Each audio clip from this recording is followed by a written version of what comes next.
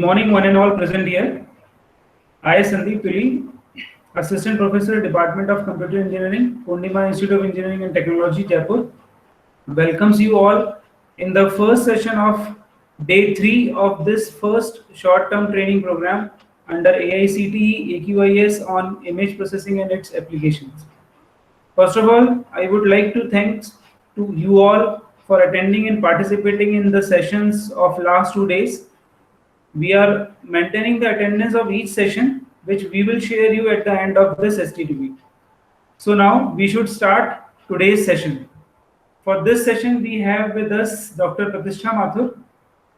Dr. Pratishtha Mathur is a professor in the Department of Information Technology at Manipal University, Jaipur. She had an experience of more than 20 years. She has done her PhD in computer science from Vanasthali Vidyapeeth in 2012. She has done MTech in computer science in 1998 and secured gold medal. Her research areas are digital image processing, soft computing, and machine learning. She is currently guiding many scholars at PhD and MTech level. She has also been worked in the area of Indian language computing and associated with many funded projects of MCIT, DOE Rajasthan, DSC Rajasthan. She has published more than 40 papers in international and national journals and conferences. She has also attended more than 25 workshops and trainings. We welcome you, ma'am, and we request you to enlighten us. Over to you, ma'am. Okay, thank you, Sandeep, for inviting me, and I thank the Purnima Institute also for inviting me to take a FDP, one lecture in your FDP. So first I will start sharing my screen. Let me check whether it is shared.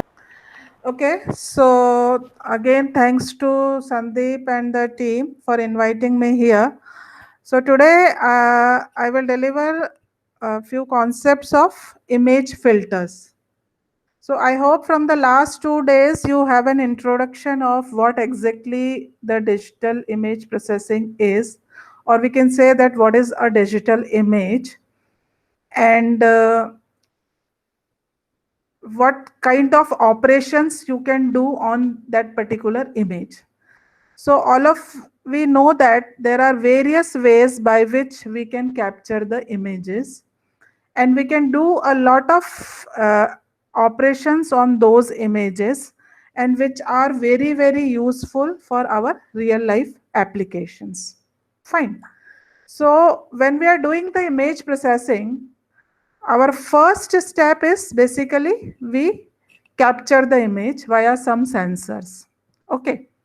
So when you capturing the image, you store in a digital form, or if in short, if I say that what is a digital image, then we'll say that in very layman language, I can say that it is a matrix of say size sum m cross n. Fine. What you are storing is the image may be captured in the different wavelength bands. So according to which wavelength band you are capturing the image, the information is stored in your matrix. Okay. So once we have an image in a say matrix form, so we say that this is our digital image, and then we can do a lot of mathematical operations or processing on that particular image, and we can get fruitful results.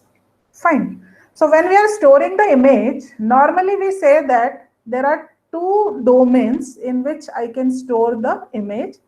The first one is a spatial domain, and the another one is a transform domain. So spatial domain means whatever image you are storing, the each pixel of image is basically representing your spatial coordinates. So if I say that my image is of size 100 cross 100, then 0, 0 is my first spatial coordinate, or maybe the 99, 99 is my last spatial coordinates. So those are basically the spatial. Another thing is a transform domain. So frequently, or we can say in the classical way, we work with the frequency domain, where we transform our image into a another domain, that is a frequency domain, and then we can store the image. Now, whatever operation you are doing, either you are doing a image enhancement, or you are doing a image segmentation, or you are doing a image restoration, or you are doing a image analysis or image understanding, for everything you can do in both the domains, in the spatial domain as well as in the transform domain. In the transform domain, frequency domain is the one, another is the wavelet domain, and there are other many more transforms are there. Now today we'll focus on basically the filters. So these filters are actually needed at every step of image processing. You can understand that when after capturing, you need, if you do a pre-processing or you say that you are doing an image enhancement, then you need a filters. If you are doing a noise removal, then you need a filters. If you are extracting the features, then you are needing the filters. So this is one of the important concepts. So we will discuss about these filters in this. So basically, what do we understand by this term image filtering?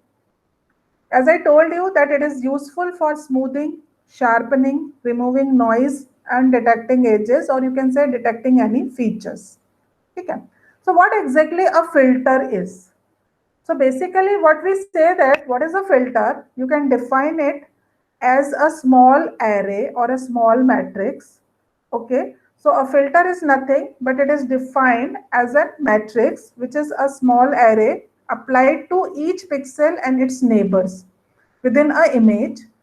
Normally the size of the filter is 3 cross 3, 5 cross 5 or 7 cross 7 or any other. So this 3 cross 3 filter or a 5 cross 5 filter, sometimes we say that it is a mask or it is a kernel or it is a filter. It is very, very useful. It is very useful. What is the use? As you see in the image, the first thing is we have taken an image and we are sharpening it. So you can see that the first image is very dull, and after filtering, the resultant image, the G image, is a very sharp image. In the next case, you can see that we extract some edges, and from the image we do the edge detection task, and that too we have done with the help of the filtering. So you can do the filtering for many purposes, and you can use the filters basically for many purposes. So as I told you that image can be stored in two domains. The first one is a spatial domain and the another one is the frequency domain, and I hope in the previous lectures you must heard about these terms also. So how we apply the filter in a spatial domain? So initially, if I say that my image is in a spatial domain, then mathematically I can represent it as a fxy. What does it mean? The xy are the spatial coordinates, and at that particular coordinate xy, the value or the intensity of the image is fxy. Fine. Then what you can do is you can apply certain operation or a filter on this domain, and as a result you get another image that is again a processed image, you can say, or a filtered image that can be represented by a gxy. Okay. So this operations, basically these operations are what we are saying that these are the filter operations. So in spatial domain, if we have image directly stored in the form of a spatial domain, there is direct a matrix is available to us, and in which every coordinate is representing the spatial coordinate. We apply the operators and we move to finally the resultant image. Whereas if you are apply the filters in the transform domain, actually the term comes filter from the transform domain itself. You might have heard the terms like low pass filter, band pass filter, and say high pass filter. So in low pass filter, we pass some lower frequency component. In high pass, we pass some higher frequency, and so on. So this term filter comes from this concept itself. And filter means we are extracting something out of a complete data. So it may be a useless filter, useless data we are filtering, or we are extracting some important data. It depends on whatever task we want to do. Okay. So for frequency domain, what you have to do is, initially if you have a spatial domain image, you have to apply any transform. Suppose I apply a Fourier transform, then I get the image in the transform domain, then I apply the filter operation, and then as a result, after applying the filter operation, you get again the image in the transform domain, you apply the inverse transform, and then you get back to your spatial domain image. So these transforms are generally, we say that if it is a Fourier transform or cosine transform or sine transforms, if we transform an image to another domain, there is no loss of information. They are the lossless in nature. Okay, but we get the different type of image information in the transform domain, and then we can use those filters for extracting such information also. So that we will discuss in the later slides. So this is you can pictorially visualize what is spatial domain. So this matrix is representing your input image, and the result is your enhanced image. Now in the spatial domain, we can apply two types of operation. One is a point operation, and the next is the area or mask operation, or you can say the spatial operation. In the point operation, we consider a single point, we change the value of that single point, and we update it in the resultant image. Whereas in the mask operation or in a spatial operation, to change the value of a single pixel, we not only consider that pixel, we consider its neighborhood also.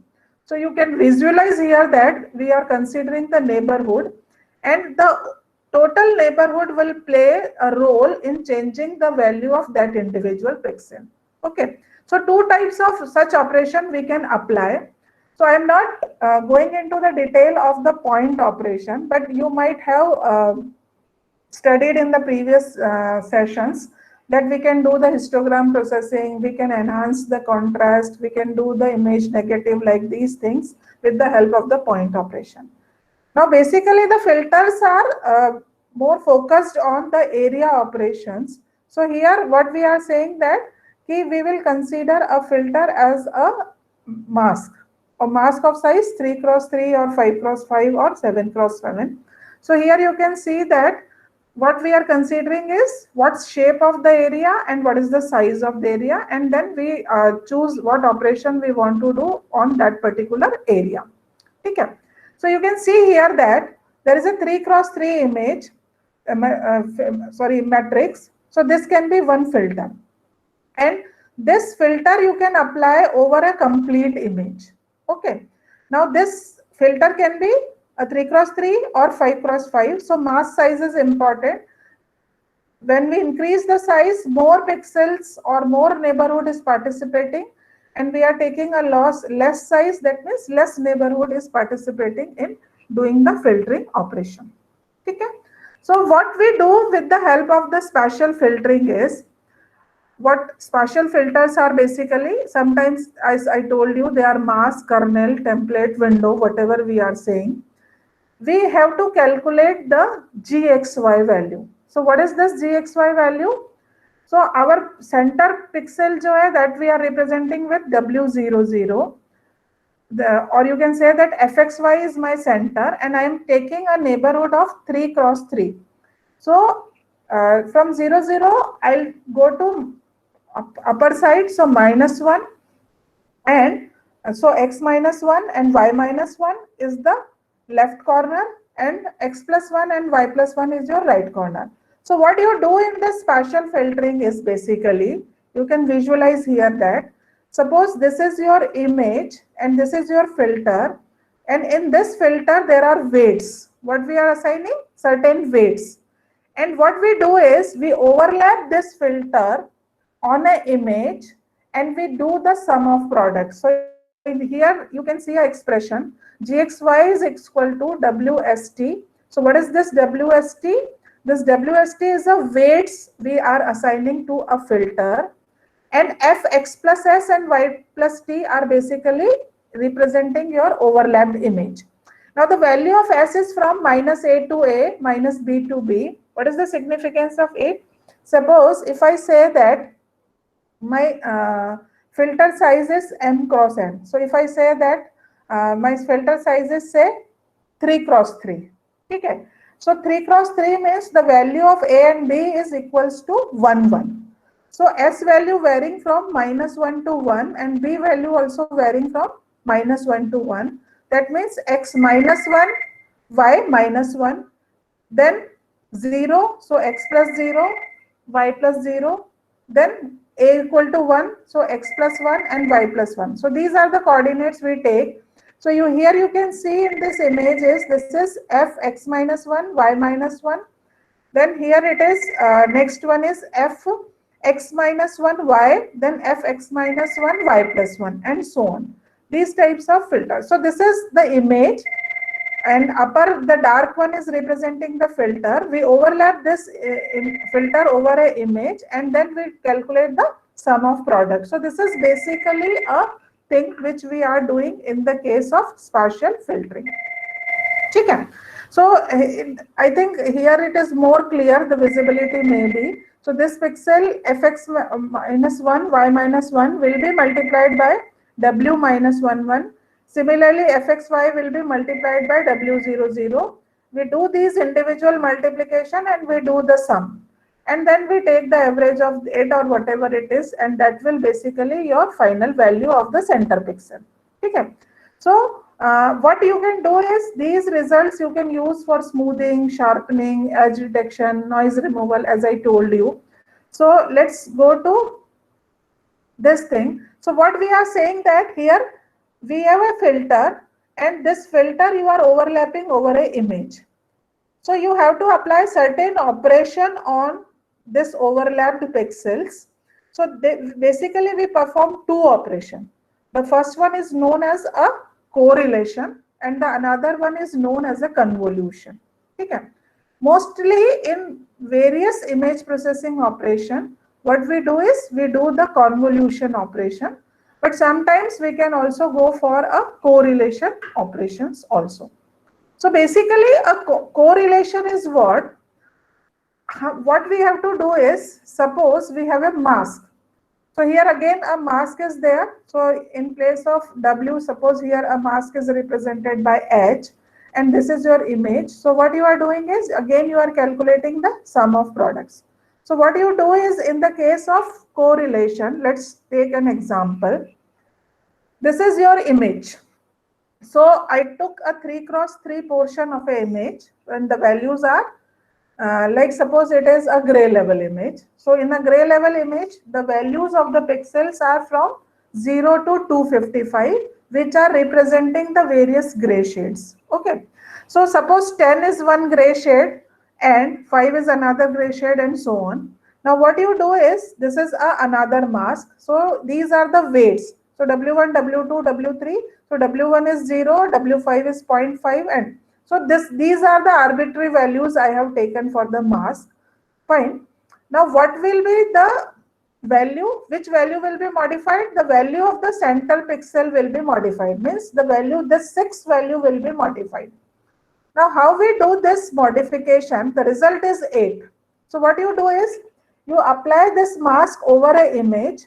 So 10 will be multiplied by 0, 5 will be multiplied by 0, 3 will be multiplied by 0. So what are the multiplication which gives you the value? 6 into 0.5, that means 3 plus 1 into 1, that is 3 plus 1, 4, plus 8 into 0.5, that means 4.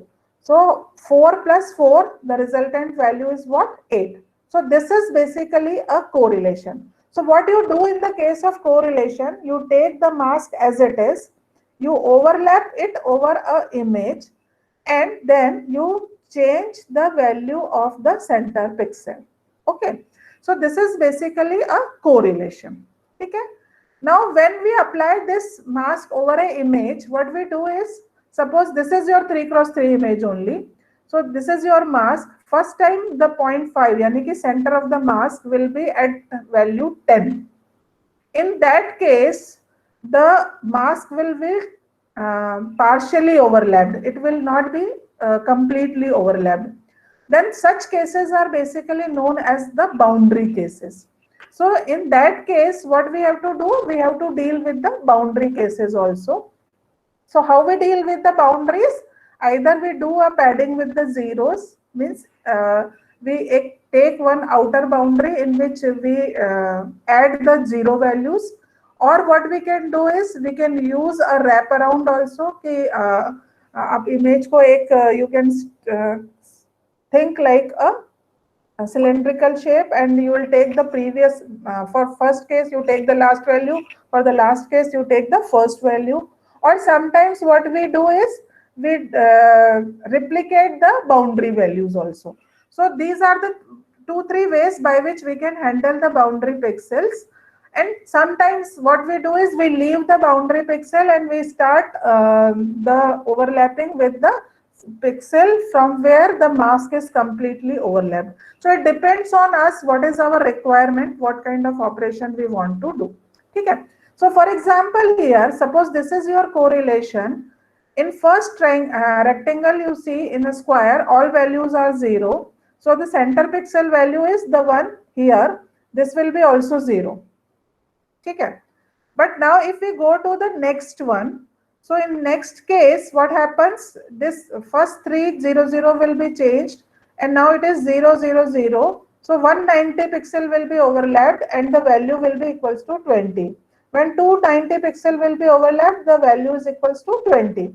So that way we shift the mask. So this is basically representing the shifting of the mask. How we shift the mask?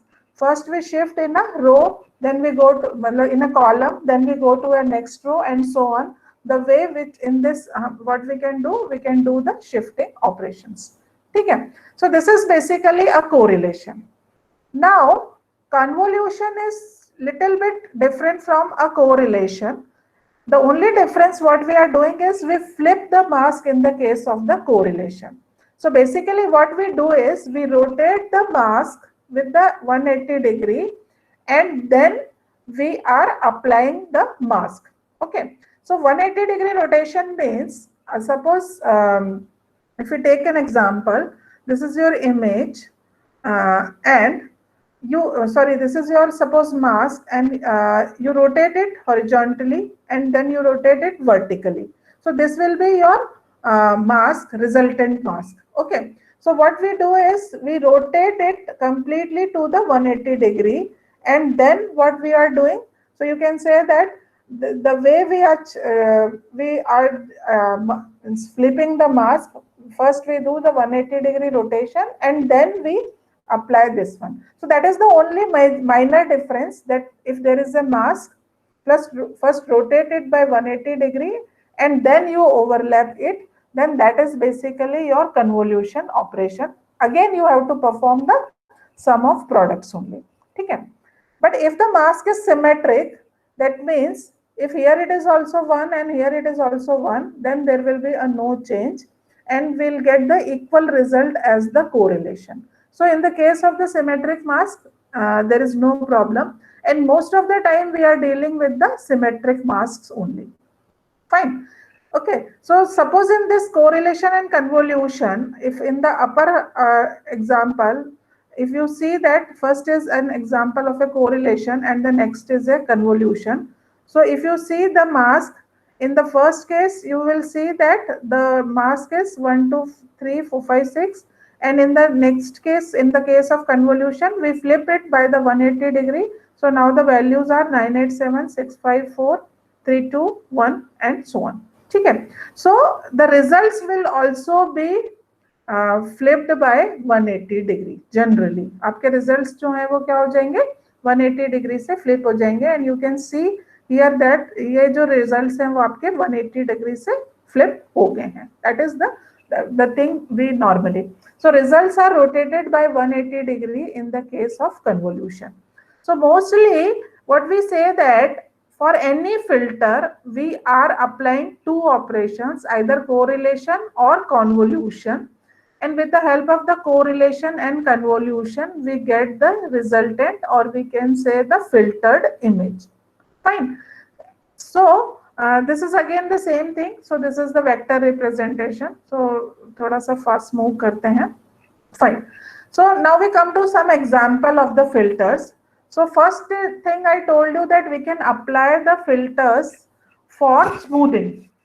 So what we are doing is, suppose we are applying a convolution. So here you can see that the filters are basically the average filters. Some are the weighted average filters, some are the non-weighted average filters. Okay.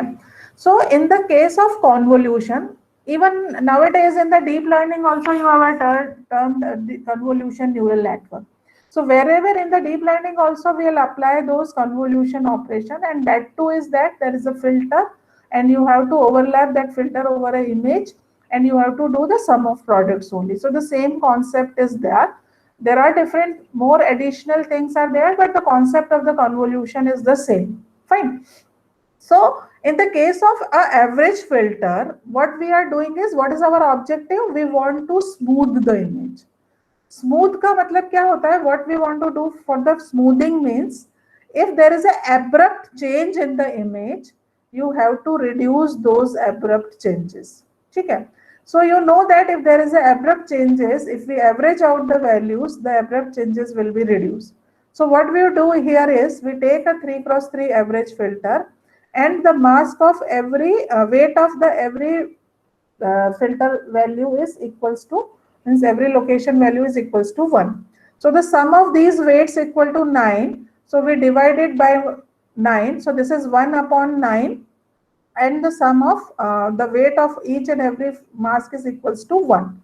Now if this is a value, so what you do is, if you apply it over an image, so if whatever be the value, suppose all the values are also 1. So what will be the resultant value? 1 will be multiplied by 1, and everyone will be multiplied by 1, and it will be, total sum will be 9, and 9 by 9 is equals to 1. So again the value will be equal to 1. Okay. So if suppose there is in the center there is a pixel which is a noise pixel, or suppose it is a edge pixel. So how we identify that it is a noise or it is a edge? If there is an abrupt change in the intensity value, what we say that it can be a noise, or it can be some edge pixel, or it can be some pixel which is representing some kind of information. Okay. So both edge and noise, both are represented by a edge pixel, or you can say not an edge pixel, there will be an abrupt change. Okay.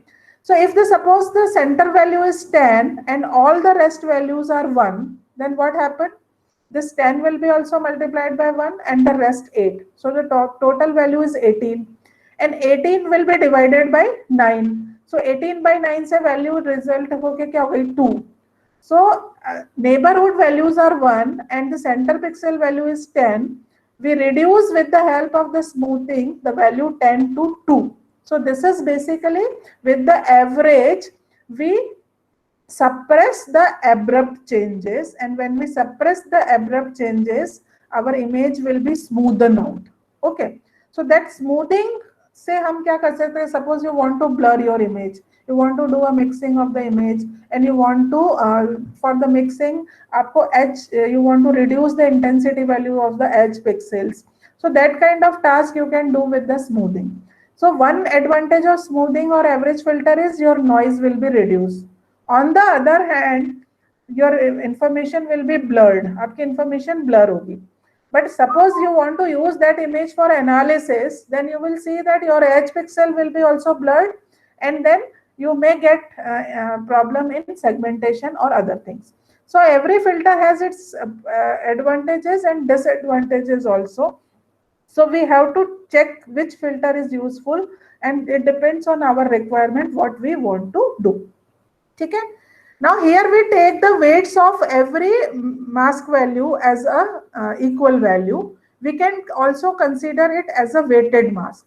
So what happens in the case of the weighted mask? The center pixel value is more. So here you give the more weightage to the center. Then vertical and horizontal pixel has a less weightage, and then diagonal pixel has less weight.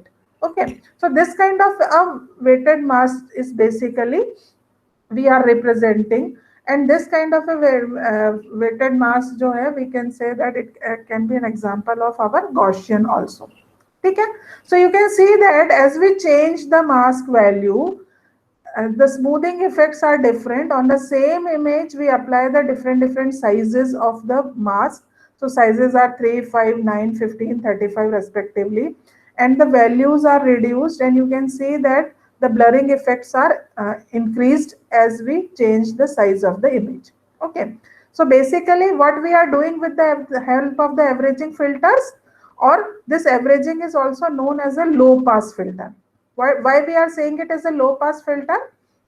Generally, the sharp transitions are represented by the high frequency components, and the similar values are represented by the low frequency components.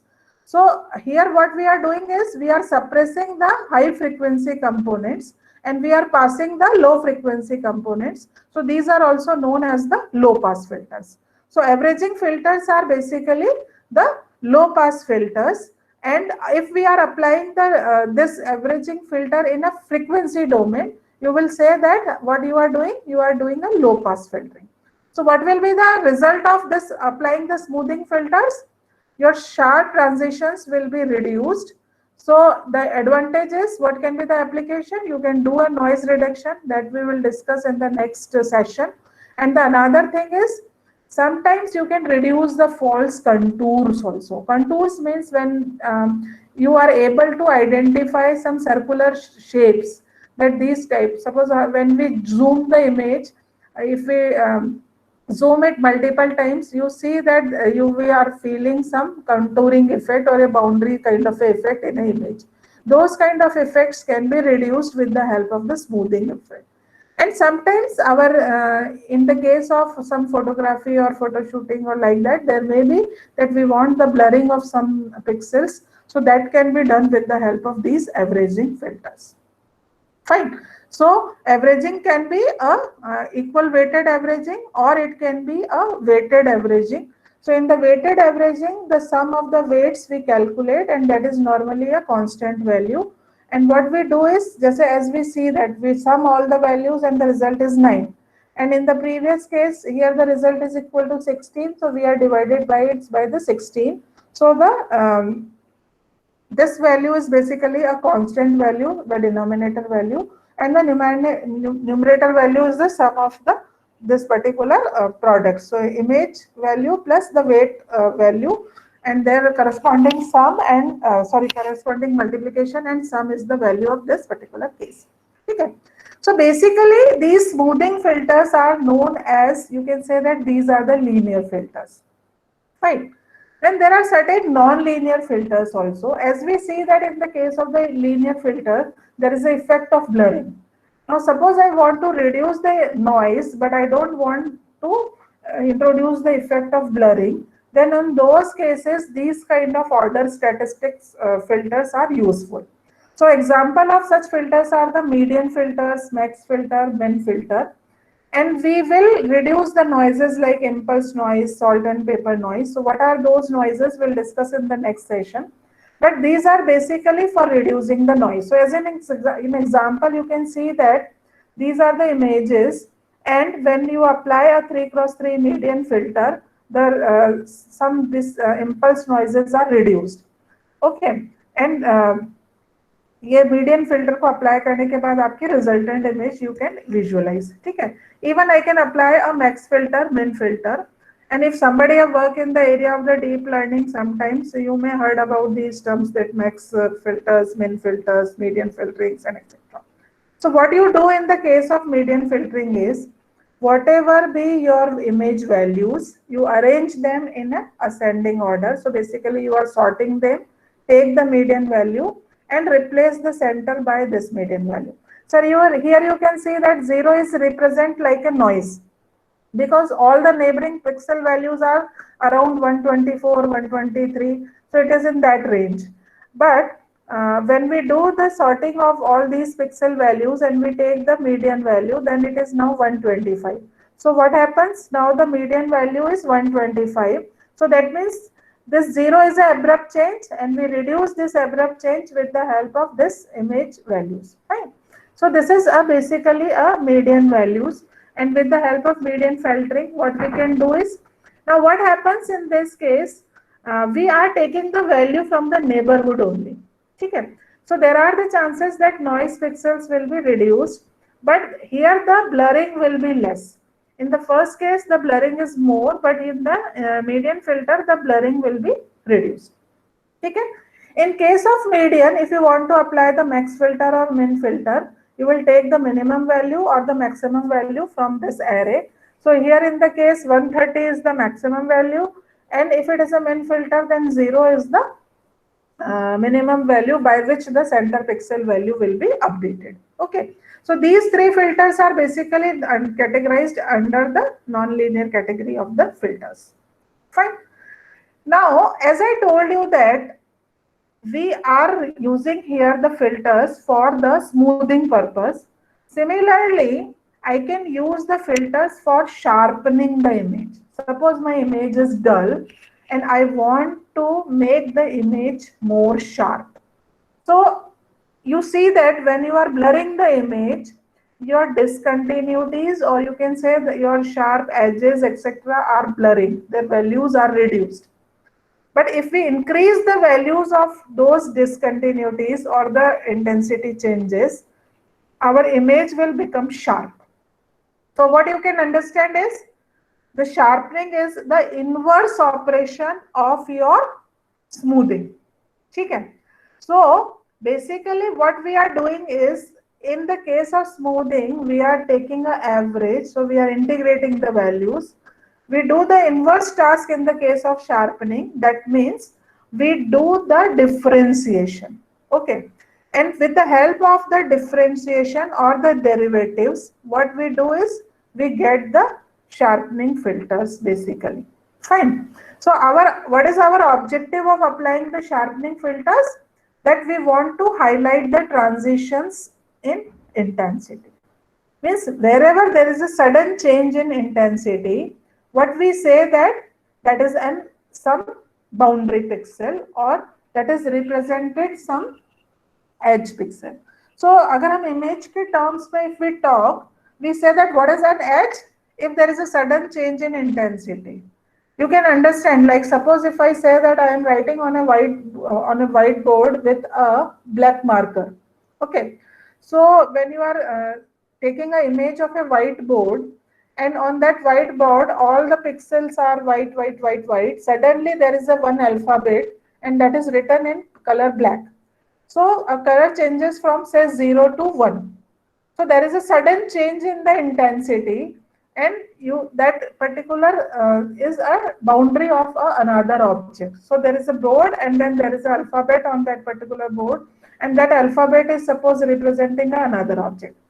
Or you say that suppose three things are drawn, one is yellow color, one is red color, and one is suppose blue color, and that is on the white background. Whenever we from a red, suppose a red apple is there, from white scanning you reach to a red. So the boundary pixel red is representing the edge of the pixel. Then within that red, so again that is the same object of the means pixels of the same object.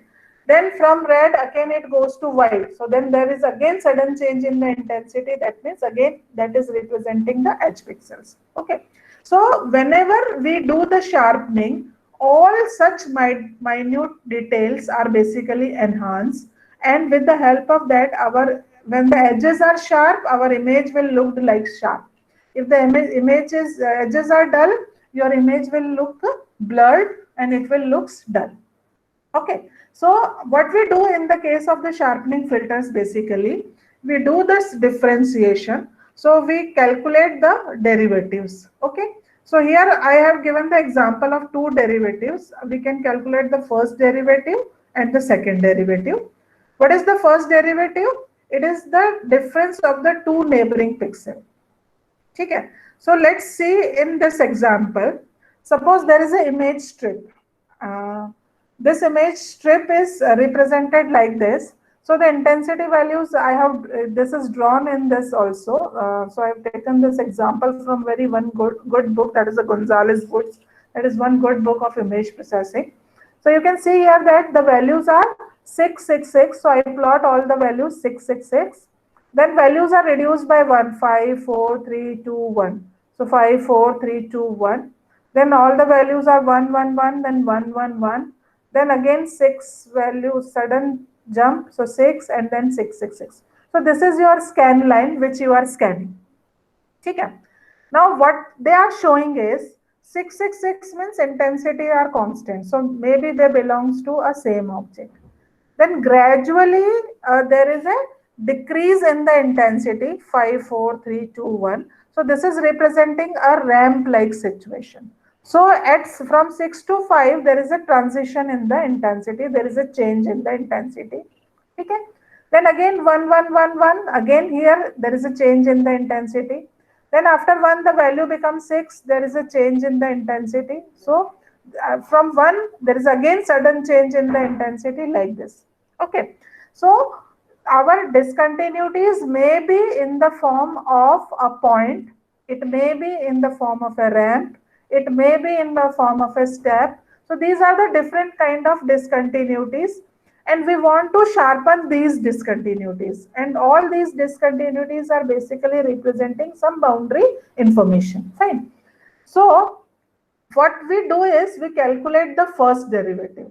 So we just take the neighboring pixel. Suppose first pixel is your fxy, then the next is representing fx plus 1y. So the difference of x plus 1y minus fxy. So 6 minus 6, 0, then 6 minus 6, 0, then 6 minus 6, 0, 5 minus 6, minus 1, then minus 1, and so on. So these are the first derivative. Now what you can see is wherever there is a ramp, when there is a continuous same intensity value, the first derivative is 0. In the ramp situation, the values are minus 1, minus 1, minus 1. If there is a step change, the value is equals to 5. Again, in the region of the same intensities, the values are 0. So that means what happens? Wherever there is an intensity transition, the first derivative gives the value, and wherever there are the constant region, the values of the first derivatives are 0. Okay. If we calculate the difference of difference, then that is your second derivative. So the difference of difference is second derivative, and you can see that in the difference of difference, some least values are highlighted. Okay.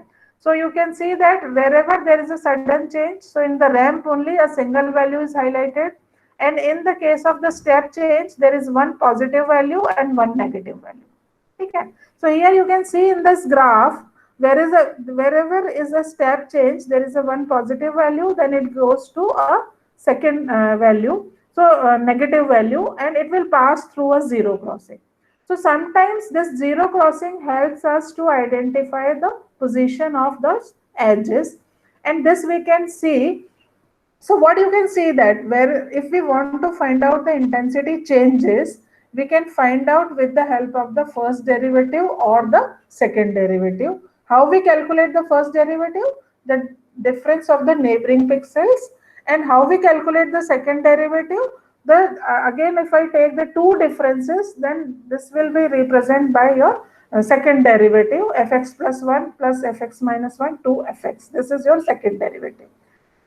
Okay, so this is basically the second derivative. So what we can do is we can design the filters based on the first derivative also. We can design the filters based on the second derivatives also. Okay, so sometimes there are filters. So you might have heard a name of the Laplacian filter. It is basically a second derivative filter. Okay, so we take the difference in the x direction, we take the difference in the y direction, and then what we do is we sum these two. So this is the second difference, means second derivative in the x direction, second derivative in the y direction, and the sum of these two is basically the total Laplacian.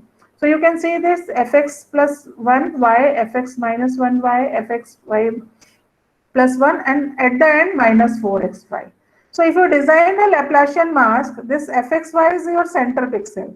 So what will be the mask value at the center? It will be minus 4. And these are basically the horizontally and vertically neighboring pixels. So the value of or the weight of these will be equals to 1, 1, 1, 1. So that is basically your this one. One more thing is here is, I think some gradient filters are also there.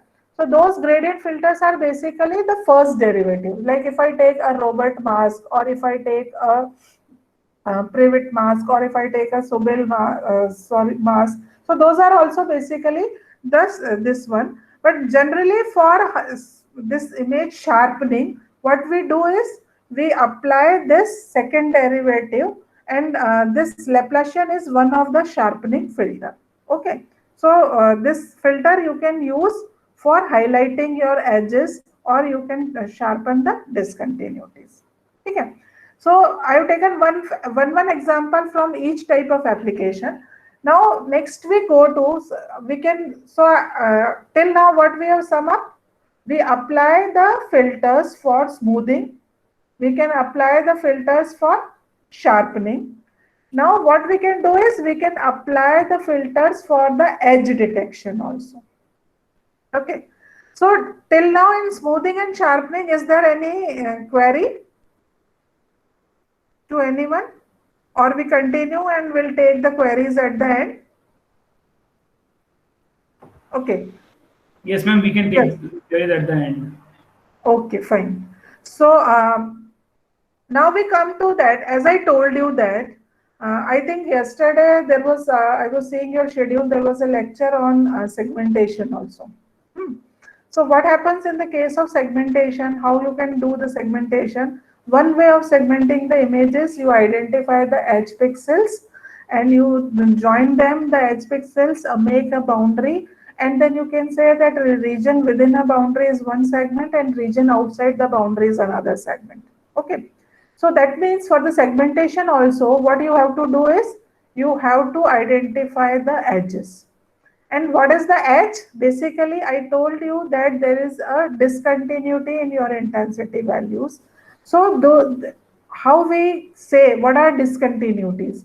And these discontinuities, how we can detect? So the discontinuities can be in the form of a point, it can be in the form of a line, or it can be in form of an edge.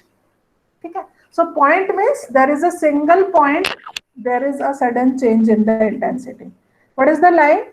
A line means, in suppose horizontally or vertically, there are multiple pixels which have a sudden change in the intensity, and if we join, they will result in a horizontal or a vertical line.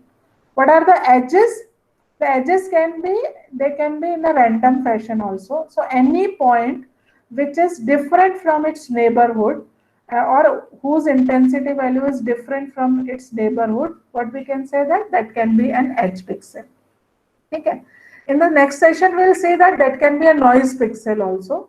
But if it is a part of an image, it will be a edge pixel if there is a discontinuity. Okay. So how we can find these continuities? Again, to find these discontinuities, we use the mask, correlation and convolution operations. Fine. So how we detect the mask, or sorry, the point? Okay.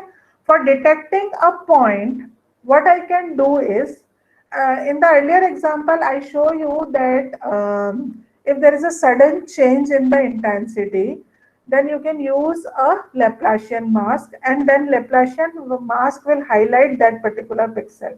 Okay, so that pixel, in that particular case, what we do is we consider only the horizontal and the vertical direction. Fine. Now, if we consider the diagonal directions also, so if you consider the diagonal differences also, then this particular mask is changed. So what happens in the case of the Laplacian mask? The center pixel is the negative, and all this horizontal left and right are 1, 1, and vertical up and down are also 1, 1, and the diagonal corner ones are 0, 0. Fine. So that is because we are considering only the horizontal and the vertical difference. But suppose I want to consider the diagonal differences also, then we can take the difference in both the diagonal. Then again, for every diagonal, 2 value will be added at the center. So result value will be 8.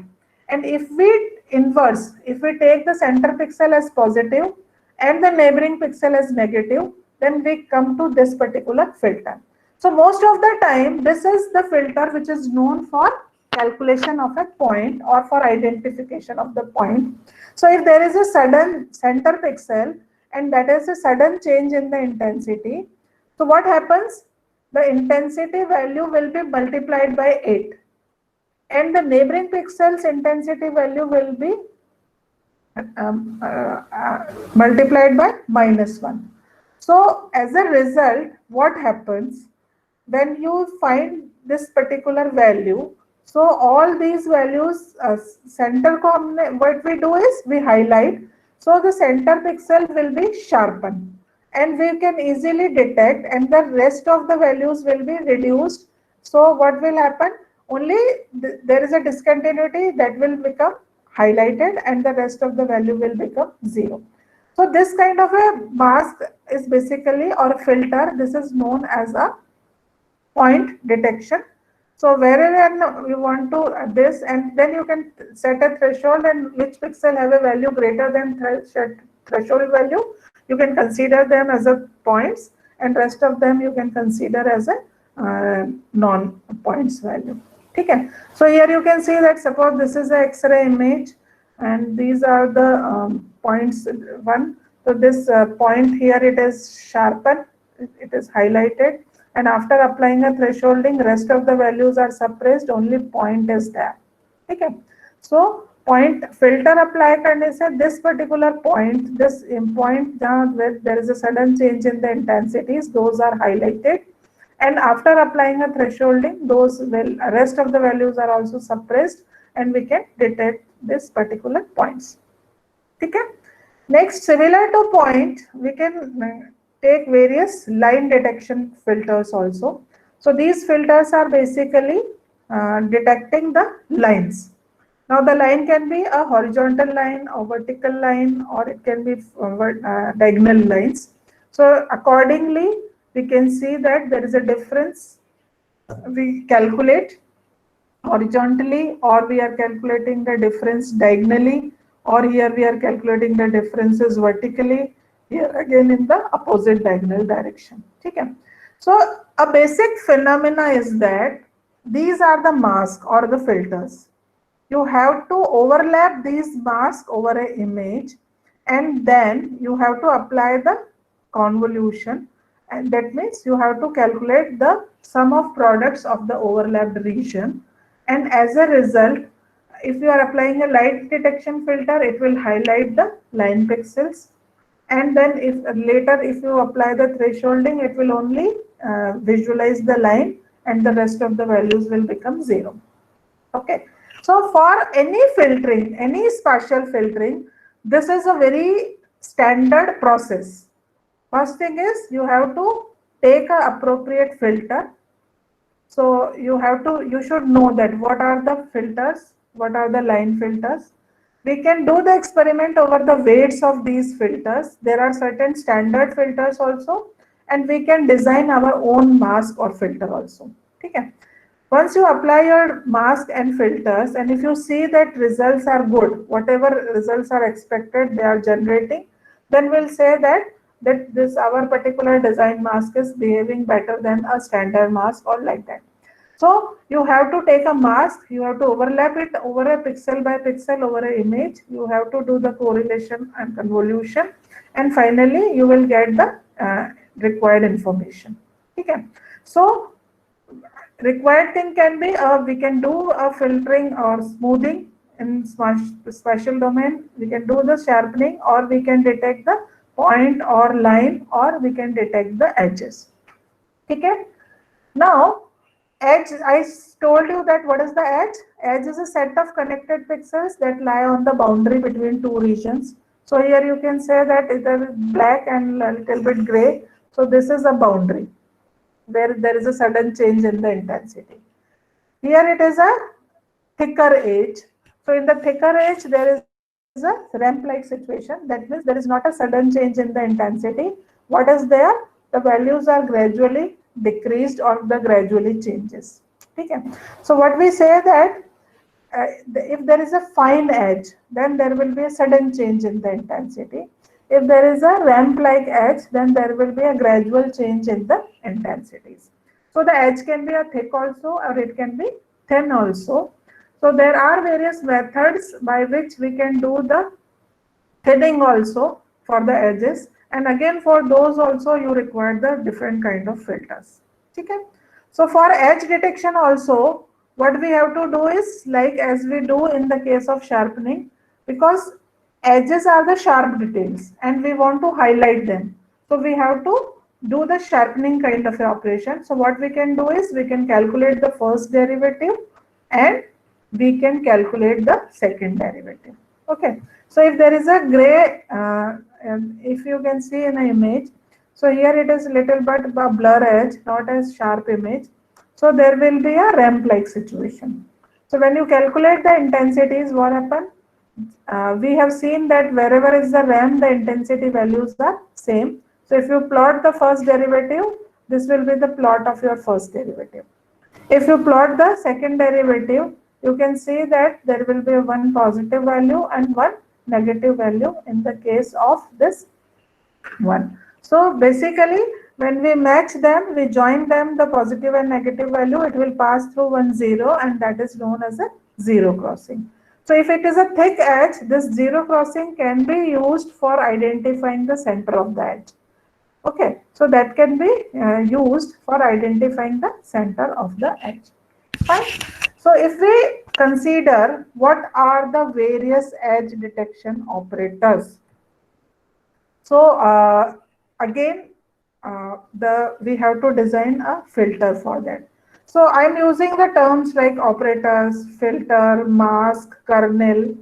All these are interchangeably used. All these are interchangeably used, and these things what we have to do is that we have to decide the weights of this Z1, Z2, Z3, W1, W2, W3. These are basically representing the weights. Okay. Now for the edge detection, there are certain common filters which are used. So if I say that this is my Z1, Z2, Z3, then the first we consider a Robert mask. Okay. So this Robert mask are of 2 cross 2 only. What is the dimension of this Robert mask? This is a 2 cross 2. So 2 cross 2 means suppose I consider only this lower half, lower 2 cross 2 area. So Z5, Z6, Z8 and Z9. Suppose you are considering this only. Then in the case of the Robert, Z5 value is -1 and Z6 value is 0, Z8 and Z9 0 and 1. Okay. Now what you are calculating here is basically Z9 minus Z5. So this is a difference of diagonal. Kaisa difference hai? This difference is a diagonal difference. And in this case, what I am calculating, the difference is Z8 minus Z6. So these two differences are basically the diagonal differences. What type of differences are these? These are the diagonal differences, and that's why these two operators are also known as the Robert cross gradients. What are these? Cross gradients. Okay. Now for the gradient operator, the direction matter. So what we do is we will calculate the difference in the x direction. We will calculate the y difference in the y direction. In the case of the cross gradient, we took the difference in one diagonal of plus 45 degree angle, and we take the difference in the minus 45 degree angle. So these are the differences basically which we are taking. Okay. Now what happens in the case of this Robert mask?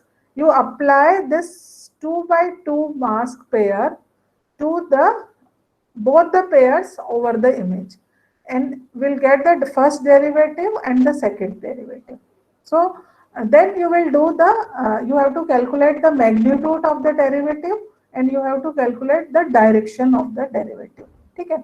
So how you will calculate the magnitude of the derivative? So again, you can calculate with the difference of the first direction and the difference of the second direction. So suppose this dx represent the first difference and dxy represent the second difference. The formula of the magnitude will be under root of dx square plus dy square. Okay. And so what you have to do is you have to find the difference in both the direction. So it depends of if you are considering, if you want to identify the direction of the edges, you can apply this mask in every direction. Here we consider only two direction in the case of Robert. But suppose if you want to apply the difference in the vertical, you want to apply the difference in the horizontal, then that this will be 1, this will be -1, and these two will be 0. If you want to do a vertical, then this will be 1, this will be -1. So that way you can change the value of the filters. These examples were the commonly used and tested filters which are used for doing the edge detection. And even lot of these image processing softwares are also using this thing. So these filters are used in those cases. Okay. So this is basically the case of the filters. Now these are the Robert mask. Now we move to the another mask, that is important mask, a privet. And you can see in the MATLAB also, if you apply IM filter function, then you can select the filter you want to select. If you want to do the edge detection, you can select the privet or Sobel or Kenny or any other kind of filters you can select. Okay. So these are the horizontal and the vertical differences filter. So here what you say that the weights are 1, 1, 1, and here also these weights are 1. So what we are doing is x, suppose this is xy, then you are representing the difference of this. Now generally what I say that in the first difference we calculate the difference of the neighboring pixel. Okay. But as we see that when we apply a mask, what we understand that we change the value of a center pixel. But if we apply the center pixel, if you want to identify the center pixel, in the case of 2 cross 2, this is difficult. So that's why what we do is normally we go for a odd size mask, 3 cross 3 mask or a 5 cross 5 mask, in which identification of a center pixel becomes easy. Okay. So here this Robert mask is a 2 cross 2 mask, whereas this Privet mask and the Sobel mask are what are? They are the your 3 cross 3 mask. So we are taking the difference of these pixels. So if it is a xy, this is basically your x minus 1y, and this is x plus 1y. So you are taking the difference of x plus 1y minus fx minus 1y. Okay, so that difference you are taking in the case of the Privet. Similarly, in the case of the Sobel, we give the more weightage to the center pixel. Okay. So here the center values are taken into more consideration, and we increase the weight of the center pixel. So these are the experiments. On the same image, the Privet pixels are also applied and the Sobel pixels are also applied. And then you can see, you can compare your results, which filter is giving you the better result, either Robert, Privet or the filter. So these are the filters, Robert, Privet and Sobel, which are used for detecting the edges. Okay. So here you can see that if this is the image, and after applying the edge detection, you can see that all discontinuities, wherever there are the difference in the intensities, those pixels are highlighted with the help of this. So this is basically the edge detection. Sometimes we can do the changes in these edge detection methods also. So here I am considering one example, that is edge detection example with smoothing. Okay. So what you are doing is we use the second order derivative based Laplacian filter. So we use this Laplacian filter, and for the smoothing we use the Gaussian filter. Okay. So these are the variation of the Laplacian filter. You can say that here we are considering only 2 directions, and here we are considering all the 4 directions. So both are considered as a Laplacian filter. Now, as the Laplacian filter is more sensitive to discontinuities, and it is giving more results for the, so it will give more result for the noise also. ठीक है. So when we do the edge detection with help of these sharpening filters or the edge detection filters, suppose I do the edge detection with the Laplacian filter. Okay. So as I use the first derivative in the case of the Robert, Privet and the Sobel, I can also use this Laplacian filter for edge detection. So suppose I use the second derivative Laplacian filter for the edge detection, and then what happens? The edges will be highlighted. But what is one drawback is if the edges are highlighted, so the noise will also be highlighted. So for that, what you can do is to suppress the noise, you can combine your Laplacian with the smoothing Gaussian filter. So whatever be the required results, what you do is you do the Laplacian of a Gaussian filter, and that is basically known as a Maxington-Held filter, and then you apply the filter. So means what is basic thing is that we can do a lot of experiments on these filters. We can change the filters, and then we can see the difference in our image processing operations. And more or less you have seen whenever we are doing the enhancement. So smoothing, enhancement or sharpening, basically these are also considered as an enhancement operation. And these operations are very subjective. So there is no fixed thing that for this enhancement, this filter is good or that filter is used. It is basically a subject. With the help of enhancement, what you are doing is you are improving your image for visibility, you are improving your image for analysis. So if you are applying the different filters and you see that your visibility is improved or your image is now pre-processed and it is good for analysis, then that particular filter is selected. So there is no such common filter, but for edge detection, there are some standard pre-tested one. Those we can use like Privet, Sobel or Laplacian. But as you see that there are the drawback of these filters also. That's why there are filters which are tested in the another domains also. So till now we are focusing on the filters which are working mostly in the spatial domain. Okay.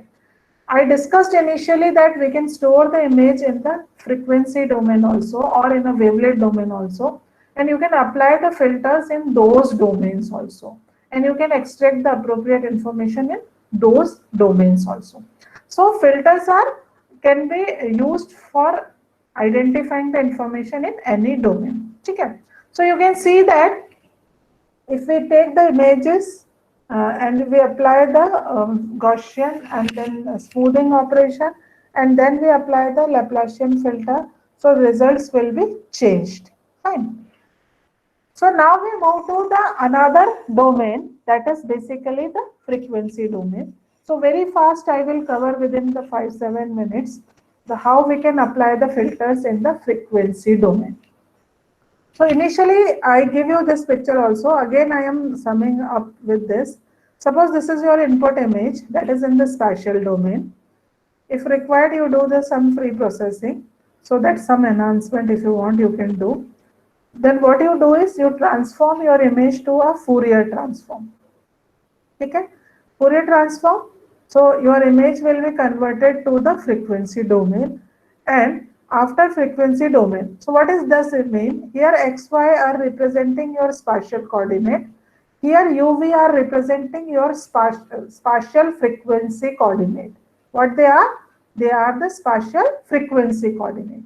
When we convert our image fxy to fuv, so all of us are aware with the transforms, Fourier transforms.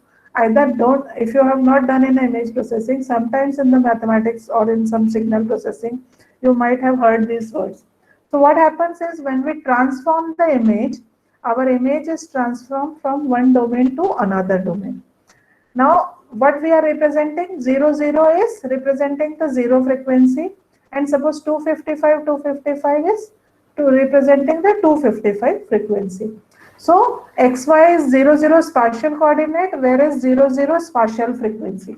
So, by applying the Fourier transform, you change your domain. Okay. In place of Fourier transform, if you applied the wavelet, you will change your domain to a different domain. Spatial and time, both information will get from the wavelet domain. I can apply the cosine transform. I can apply the sine transform. So all these transform, it is a big theory. So I am not going into the details of the transform theory, but there are certain transform theories, and when we apply the transform, our image information does not loss, and we can do easily the inverse transform, and we come back to the original domain.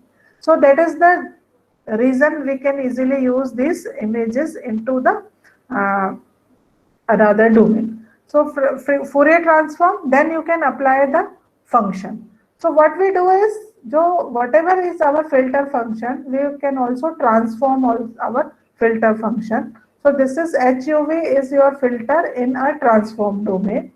Then you apply the inverse transform operation and you get back the image in the spatial domain. Okay. So there are certain filters which we can use. So we'll consider few filters in the frequency domain also. Okay. Another important property of the transform is that when we see that when we are applying the filter in a spatial domain, we are applying a operation of a convolution. What you are doing is you are applying a operation of a convolution. Okay. But the convolution operation in transform, in a Fourier transform, is replaced by a multiplication. It is replaced by a multiplication. Okay. So if I say that if I am doing a convolution, so suppose fxy is my input image and hxy is my filter. So what I do is fxy convolution hxy in spatial domain. Whereas what I do in the case of the frequency domain, first I convert my fxy to Fourier. So it becomes capital FUV. So this FUV is an image in frequency domain. Okay.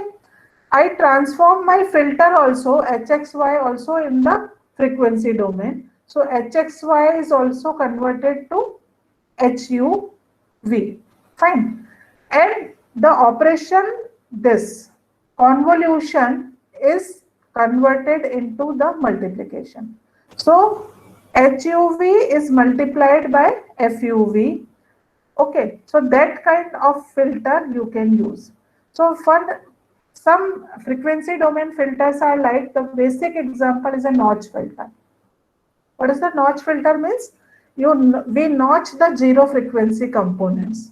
Notch means you want to remove the zero frequency component. Okay, so what we do is, suppose F00 represent the zero frequency component. So there the HUV value is 0 and the rest HUV value is equals to 1. Okay. Now here we are saying that UV is m by 2, n by 2.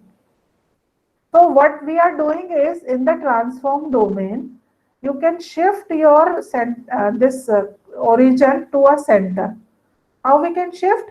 So there are certain properties of the transform. Those are basically known as the shift properties. And with the help of shift properties, what you can do is you can shift the origin from the corner to a center. Then your this frequency spectrum will be uniformly spread. So that's why we take the 0, 0 at the center. So m by 2, n by 2 is representing the center. And that kind of filter is basically representing your notch filter. Fine. So notch filter means 0, 0. And basically the 0, 0 is representing the average frequencies. What it is representing? This 0, 0 is representing the average value of the image. So average value of the image is 0. So all the average values are represented by this 0, 0 frequencies. Okay. If there is a sudden change in the intensity, if there is no change in the intensity, that means the value is, frequency value is 0. But if there is a sudden change in intensities, then the frequency. So if there is a changes in the intensity, the frequency value will go high. So that's why we say that our smooth regions are considered by the low frequencies, and our high changes, or we can say that sudden changes, are represented by the high frequencies. So if you want to apply a smoothing, that means low pass filtering you have to do. If you want to apply a sharpening, that means high pass filtering you have to do. So that are the things we can show. So this is the diagram for the low pass filters, and this is the diagram for the high pass filters, that we are only passing the high frequency values, or we are only passing the low frequencies values. So this I have already told you that correspondence filtering in the spatial and frequency domain. Here you can see this is the convolution, and this convolution is replaced by the multiplication in the Fourier transform. Okay, so we say that vice versa is there. If there is a convolution in frequency, there will be a multiplication in spatial, and if there is a convolution in spatial, then there is a multiplication in the frequency domain. Fine. So smoothing filters in the frequency domains. So there are various smoothing filters are known as the low pass filters. So here the HUV is basically representing a filter function, and FUV is your image in a transform domain. So there are three examples I have taken: ideal low pass filter, Butterworth low pass filter, and the Gaussian low pass filter. So this is a definition of the ideal low pass filter, that D0 is a distance. So from where we are taking this distance? From 0, 0. So suppose center pixel is 0, 0, and you have to consider the frequency up to the 10. Means there is a change in the frequency 10. So 0, 0 say 10, so then your D0 is equals to 10. Okay, so the center, starting from the origin, the radius which you want to pass is equals to 10, and that is basically your D0. Okay, so this D0 is representing from distance from the center pixel, and this I have already told that we shift the distance to the center. So you can imagine here like that this is the center, and I want to pass only this values which are in the circle. Then we take the D0. You can shift this D0 as much values you want to pass, and this kind of a filter is basically known as the ideal low pass filter. So these are the results of applying a low pass filter 1, and ideal low pass filters of the different distances. So if I take the distance as 5, then nothing is visible. Then I increase the difference 15, then I increase more 20. So as this is a low pass filter, only average values are displaying, so nothing sharp changes are visible. But as we increase the details, the sharp changes are visible. Okay, so you can see that by changing the size of the filter, by changing the distance, you can improve the filter performances. Okay, that was the ideal low pass filter. Similarly, if you change the filter equation by 1 upon 1 plus DUV upon D0 raised to power 2n, then that is basically the Butterworth filter. Okay, again the same, D0 is your distance variable, and then with the help of that you can multiply. So these are the results which we have taken from the different size Butterworth filter. Here n we have taken as a 2. Okay, then these are the Butterworth filter. Then similar to Butterworth, there is a Gaussian low pass filter also. So e raised to power minus d square uv upon 2 this, and their results. Fine. Then as smoothing is there, we can also go for the high pass filters. So sharpening filters are also there, and only we change the equation. First, what we do is ideal high pass filter. What you will pass is for HUV in the low pass, this value was 1, this was 0, and we just change the value. Now we are not passing the low value, we are passing the high value. So these are the high pass values, and similarly there are the Butterworth and Gaussian high pass ones also.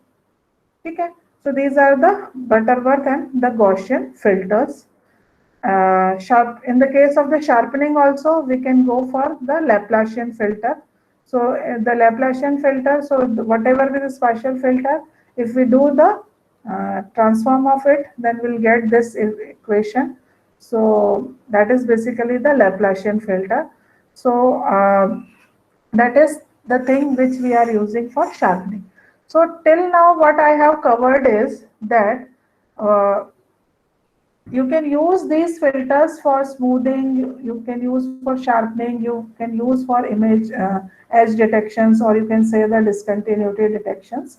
We can use these for the noise removal also. So that's what we will discuss, because the next topic is the noise reduction in that only. So basically the filters are nothing, but they are the, we can use them in spatial as well as in frequency domain. And we are extracting the information from the image, or we are suppressing some information from the image with the help of these filters. So you can use them for enhancement, you can use them for feature extraction, you can use them for noise reduction, you can use them even for the analysis also.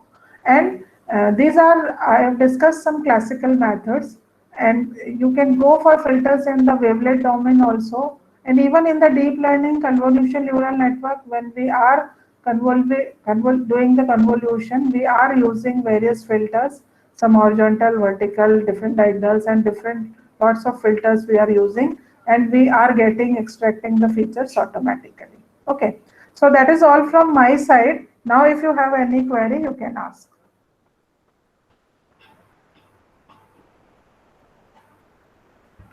Ma'am, one participant is asking a query through chat box, and that is Yes. which which are the performance parameter to be considered after applying filters for image enhancement? Okay. Generally, as you know that we are using the this filters for enhancement. Now, if your purpose is a visibility, then in that case, the human itself can visualize that whether the image is behaving correctly, visualizing correctly or not, or whatever it is good to visualize, means it, because it is a subjective. A person to, it can vary from person to person. Okay? But when we are using these enhancement or pre-processing for some analysis purposes, okay.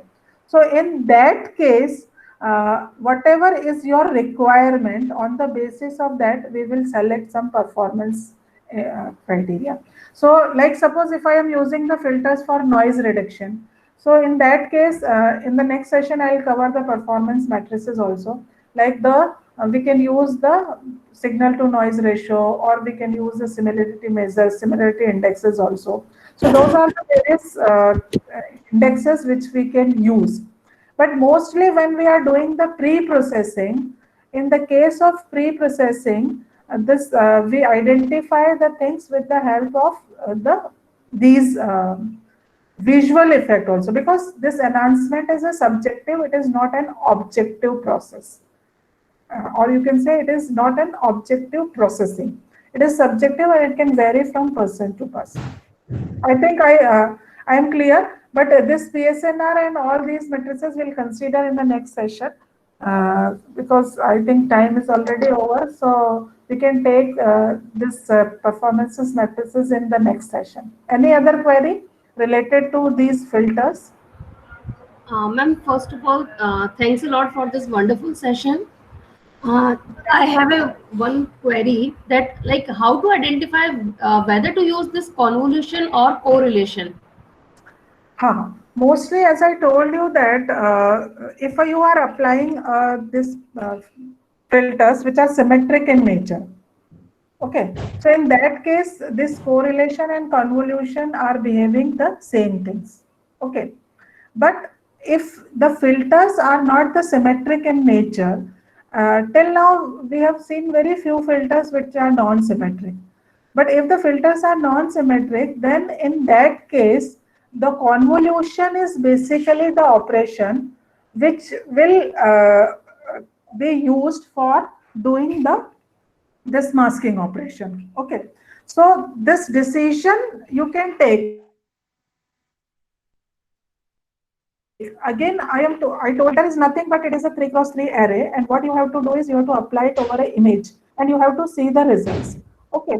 So when you design a filter, it depends on your hardware, what you are deciding for it. Suppose you are making a operation of a convolution hardware, means hardware for a convolution, then I can, this correlation can be also changed to a convolution, and then I do the convolution. So that way, sometimes we can choose on the basis of the hardware. If we are using it in the algorithm, we can judge it on the basis of the result, because all these are basically the subjective process. There is no clear-cut thing that for this filter we have to go for a correlation, or for this filter we have to go for a convolution process. Is it okay? Yes, ma'am. Thank you, ma'am.